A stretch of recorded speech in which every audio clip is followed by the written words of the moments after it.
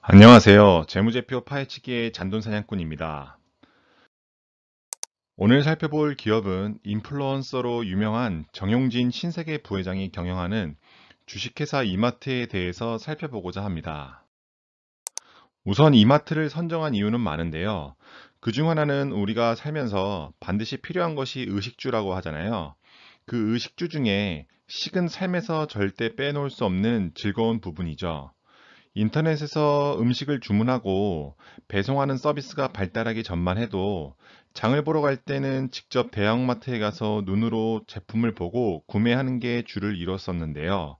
코로나19로 인해 언택트 시대가 자리 잡은 현 상황에서 실적이 상대적으로 부진한 이마트의 현 주소는 어떠한지 좀 알아보고자 합니다. 또한 코로나19로 인해서 언택트 시대가 가속화되었다고 하는데요. 이미 사실 젊은 층들은 원래부터 인터넷으로 주문 배송하는 경우가 많았잖아요. 사실 여기서 가속화되었다는 건 나이가 있으신 50대 이상인 분들께서도 모바일 또는 PC로 장을 볼 수밖에 없는 상황에서 인터넷으로 장을 보게 되었고, 그 거부감으로 여태까지 하지 않았던 인터넷 장보기를 시작하였다는 점이 가속화를 이뤘다는 뜻으로 보시면 될 것 같습니다. 이런 상황 속에서 전통적인 오프라인 강자인 이마트의 주가는 많은 하락을 했었는데요. 과연 이런 상황을 어떻게 타개할 수 있는지, 그리고 이마트의 주주가 되는 것은 여전히 가치가 있는지 확인해 보는 시간을 갖도록 하겠습니다. 파트 1, 회사의 개요입니다. 회사명은 주식회사 이마트로 영문명도 동일해요. 2011년도에 설립이 되었는데 아예 무에서 새롭게 기업을 만든 건 절대 아니고요. 2011년도 5월 1일에 신세계, 즉 부모님이 운영하시는 신세계에서 인적 분할이 되어 설립된 회사입니다. 물적 분할과 달리 인적 분할은 기존 회사의 주주들이 본인들이 갖고 있는 지분율 그대로 신설 법인을 만들어서 그 신세계에 있던 주주들이 새로 만든 이마트에 똑같은 비율대로 주식을 나눠받는 그 기업 분할 방식의 하나입니다. 다시 말해 2011년도에 신세계의 주식을 갖고 있던 기존 주주분들이 이마트 주식들도 같은 비율만큼 받았다는 뜻이 되겠죠. 주요 사업의 내용을 살펴보면요. 이마트는 2020년 9월 기준 국내에 160개의 점포가 있습니다. 그리고 2018년도부터 쇼핑몰 사업 부문을 물적 분할한 것을 알 수가 있어요. 온라인 쇼핑몰을 물적 분할한 것은 아무래도 이마트의 장악력을 10분 활용해서 운용하기 위함일 거예요. 인적 분할을 한다는 것은 기존 주주들에게 주식이 배당되지만 물적 분할을 해버리면 비상장 상태로 이마트의 자회사가 되어 이마트가 완전 장악할 수 있기 때문이겠죠. 나중에 온라인 쇼핑몰이 잘 되어 기업 공개를 해도 이마트에겐 호재로 작용할 수 있습니다. 다시 사업 부분을 보면 총 6개로 나눠져 있는 것을 알 수 있는데요. 가장 큰 유통업, 호텔 리조트업, IT 서비스업, 식음료업, 건설 레저업, 그리고 해외 사업이 있네요. 한 예로 유통업의 회사들이 나열되어 있는데 제가 노란색으로 밑줄 쳐 놓은 기업들은 이마트의 주요 종속 회사들입니다. 참고로 보시면 되겠네요. 사업 부문별 계열사를 좀 더 살펴보면 다음과 같아요. 우선 유통사업에서는 다들 너무 익숙하시겠지만 이마트 에브리데이, 이마트24, 쓱닷컴, 스타필드 등이 있습니다. 식음료 사업에서는 신세계푸드, 제주소주, 스타벅스, 그리고 스무디 코리아가 있네요. 스타벅스를 한 예로 들면은 스타벅스가 한국에 들어올 때 본인들의 자본만 가지고 들어온 건 아니에요. 이마트와 합작을 해서 들어왔습니다. 따라서 스타벅스에서 순이익을 100억을 벌면은 그 50%는 50억은 이마트가 가져간다는 걸 참고로 알고 계시면 좋을 것 같아요. 그러니까 만약에 스타벅스가 점점 한국에서 매출이 증대할수록 이마트도 같이 이익 증대를 맛볼 수 있는 것이겠죠. 건설 및 IT 사업에서는 신세계 INC가 있고요. 호텔 사업에서는 신세계 조선호텔이 보이네요. 마지막으로 해외 사업에서는 이마트 베트남, 이마트 아메리카가 있는 것으로 보아 이마트에서 베트남과 미국의 사업 확장을 하기 위해서 전초기지를 만들어 놓았다고 볼 수 있겠습니다. 이렇게 이마트는 사업 부문을 총 6가지로 나눌 수 있는데요. 부문별 매출 비중을 살펴보면 다음과 같아요.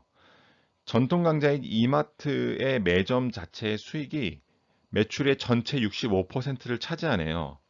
그리고 편의점인 이마트24가 7.5%, 이마트의 통합 쇼핑몰인 쓱닷컴이 5.7, SSM인 에브리데이가 5.6, 신세계푸드가 5.4, 그리고 조선호텔이 0.66%를 차지하네요. 여기서 전통 강자인 오프라인의 이마트가 매출 전체의 65%를 차지한다는 점은 눈여겨볼 만합니다. 왜냐하면 코로나 시대로 온라인 매출이 급격하게 더 상승되는 마당에 지금 아직도 이마트 전체 매출의 65%는 이마트에서 나오기 때문입니다.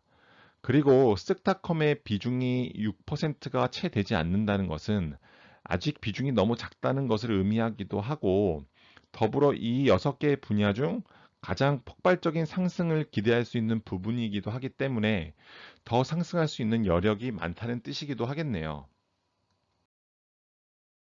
자, 이번에는 이마트 주식의 총수 현황에 대해서 한번 살펴볼게요.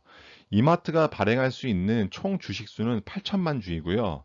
현재까지 발행한 주식수를 보면 한 2,780만 주 정도가 되네요. 거기에 자기 주식수는 91만 주가 되고요. 그거는 발행 주식수 대비 한 3.2% 정도가 된다고 보여집니다. 따라서 현재 유통되고 있는 우리가 사고 팔 수 있는 주식수는 2,690만 주 정도가 되고요. 보시다시피 우선주는 따로 기재되어 있지 않은 거 보니까 발행하지 않는 것을 알 수 있어요.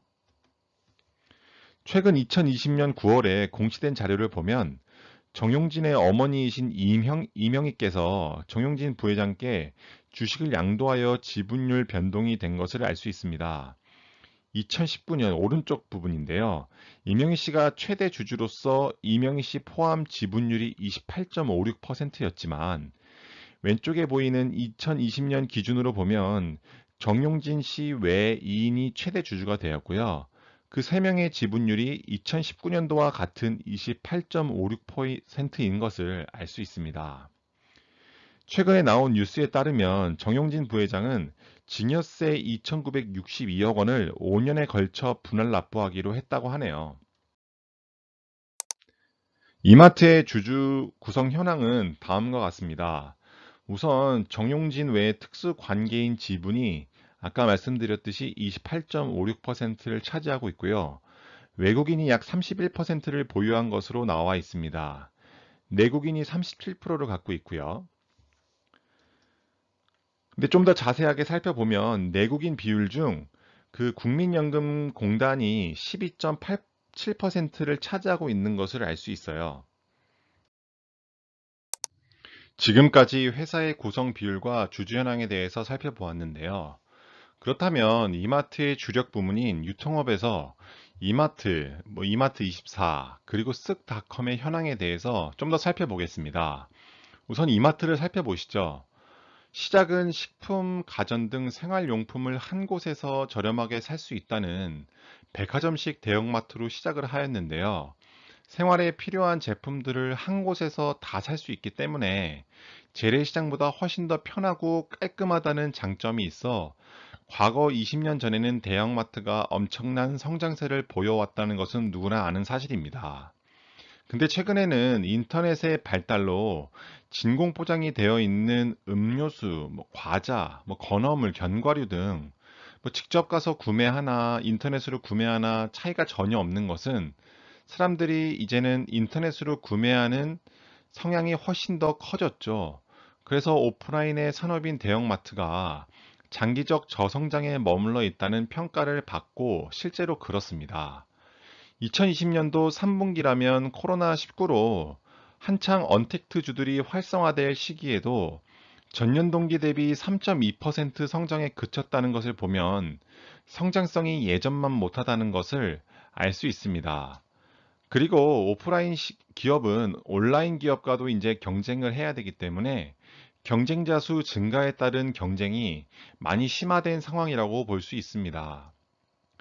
이에 이마트는 성장 둔화를 극복하기 위해서 온라인 판매 채널인 쓱닷컴을 대대적으로 활성화하기 위해서 노력하고 있고, 창고형 매장인 이마트 트레이더스를 선보이고 있으며, 이제 뭐 단순히 장 보러 가기 위해서 이마트를 가는 것이 아니라 거기에 있는 복합 쇼핑몰을 가기 위해서 그 분위기를 전달하고자 스타필드와 같은 복합 쇼핑몰을 운영하고 있는 것을 알 수 있어요.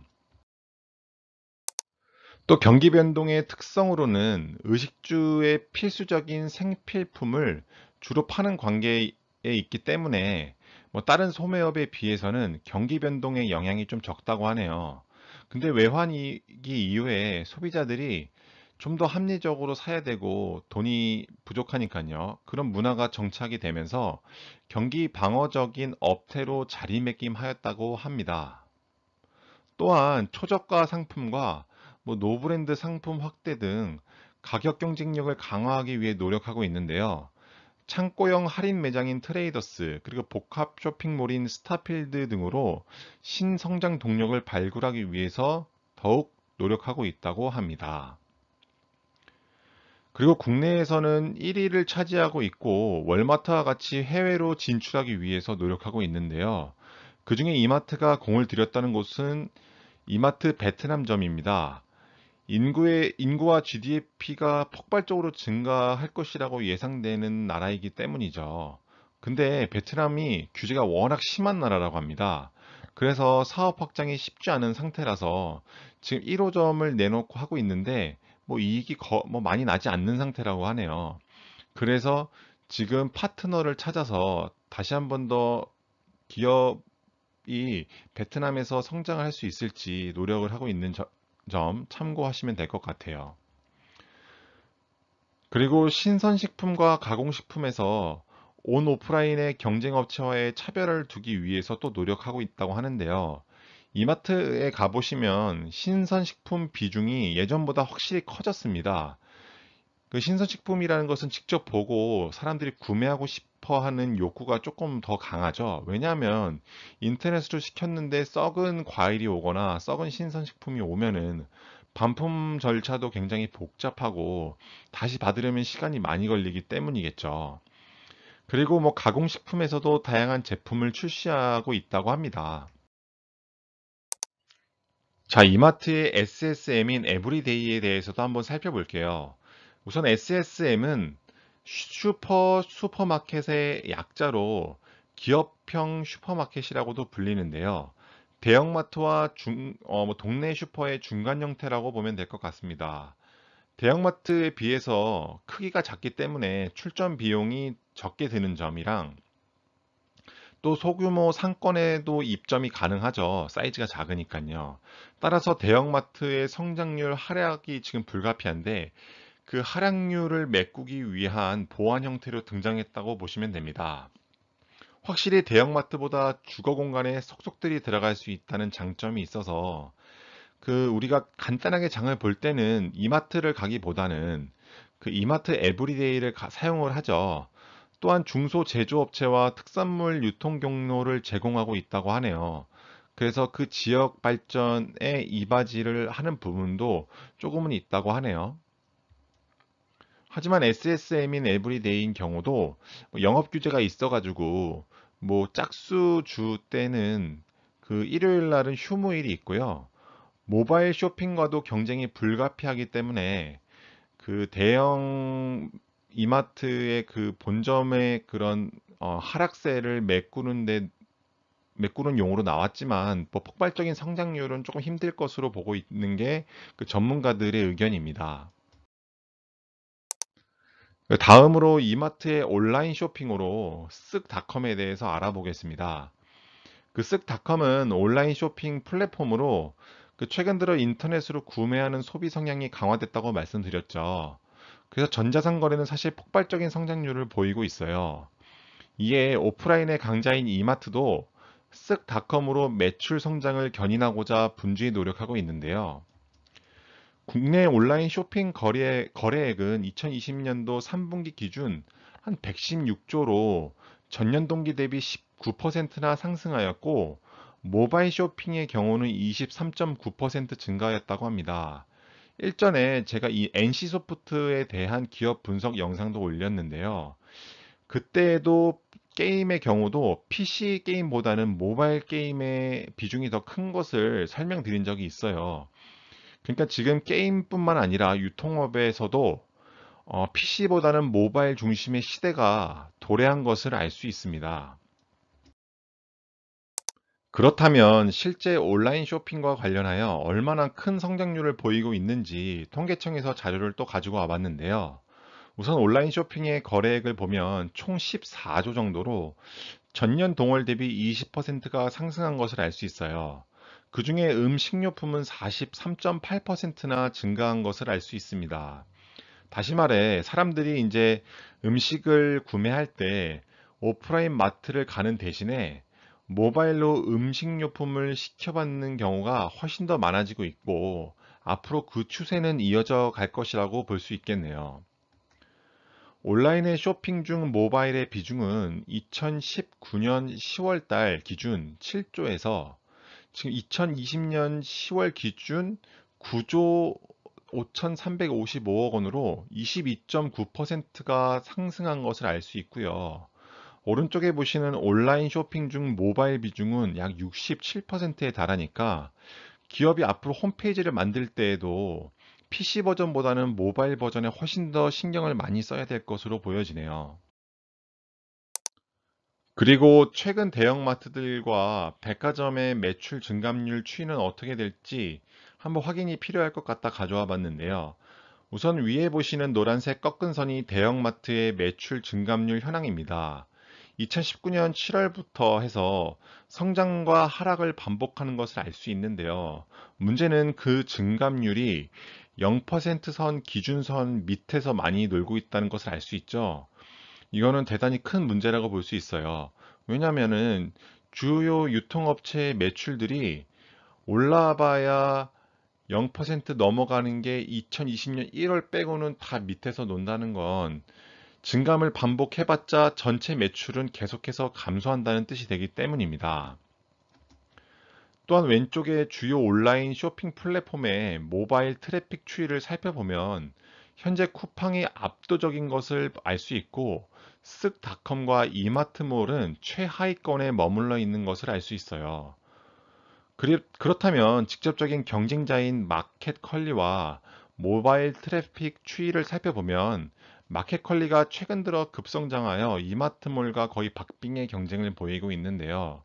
현재는 근소한 차이로 이마트몰이 앞서고 있는 것을 알 수 있겠네요. 자, 그렇다면 이마트가 현재 어떠한 노력을 더 들이고 있는지 보도자료를 통해서 한번 살펴보도록 하겠습니다. 현재 이마트는 월마트가 예전에 처한 상황과 비슷한 상황인데요. 그래서 월마트가 부활한 방법에서 지금 비즈니스 모델을 찾아 개편하고 있습니다.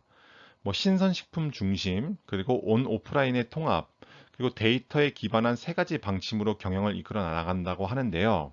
한 예로 이마트 매장에서만 판매하던 한우 세트를 새벽 배송으로 배송해 주고요. 매장에서는 신선식품의 코너의 비중이 확대되고 있습니다. 또한 스타필드의 공식 스토어를 열고 있고, 스타벅스의 온라인 샵을 오픈했고요. 이마트 미트 센터의 상품 판매 등이 있어 뭐 여러 가지 시도를 하고 있는 것으로 나와 있습니다. 또한 아까 앞에서 말씀드렸듯이 이마트 지점이 한 160개가 되는데요. 거기를 온라인 배송 센터를 위해서 PP, 즉 피킹 앤 패킹 센터로 개조를 하고 있는 것을 알 수 있습니다. 그래서 현재 쓱닷컴의 주문량의 40%가 이마트 PP 센터를 통해서 처리되고 있다고 하네요. 근데 문제는 항상 있기 마련인데, 기존 지점을 PP센터로 변모시키기 위해서는 공간적으로 한계가 있다는 주장이 많이 제기되고 있어요. 이마트를 가보시면 그 이마트의 주차장들이 지하에 있는 경우가 많죠. 그래서 지상인 경우도 있지만 지상도 2층 정도가 한계고요. 그래서 이제 그런 것들을 뭐 개조를 해서 PP센터를 만들어야 되는데 그 활용도가 굉장히 낮다고 합니다. 그리고 이 PP센터 또한 그 대형마트의 규제를 받기 때문에 24시간 돌아가는 게 아니고 그 일정 간격으로 휴무일을 가져야 된다는 것도 단점으로 작용하고 있다고 합니다. 그리고 마지막으로 이마트 제품을 또 구매하고 퇴근길에 픽업할 수 있는 매장 픽업 서비스를 시범 사업으로 진행하고 있는데요. 뭐 점차 확대 예정에 있다고 하니 저도 이게 제 집 근처에서 서비스를 시행한다고 하면 한번 사용해 보고 후기를 남겨봐야겠네요. 지금까지 이마트의 회사 내용 및 추구 전략에 대해서 살펴보았고요. 다음 시간에는 이마트의 최근 4개년도의 재무제표를 살펴보는 시간을 갖도록 하겠습니다. 영상을 봐주셔서 감사드리며 도움이 되셨다면 구독과 좋아요 그리고 댓글 부탁드리겠습니다. 감사합니다.